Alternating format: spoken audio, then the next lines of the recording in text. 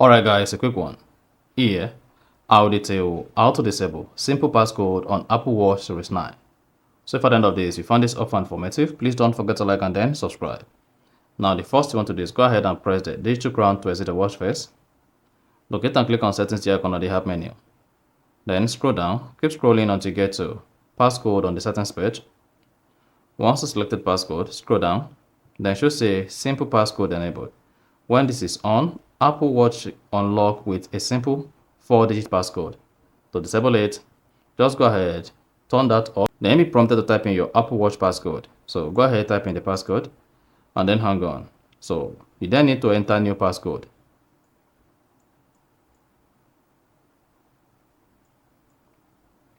Click on OK. Repeat the passcode again. Click on OK. And then hang on to set the passcode.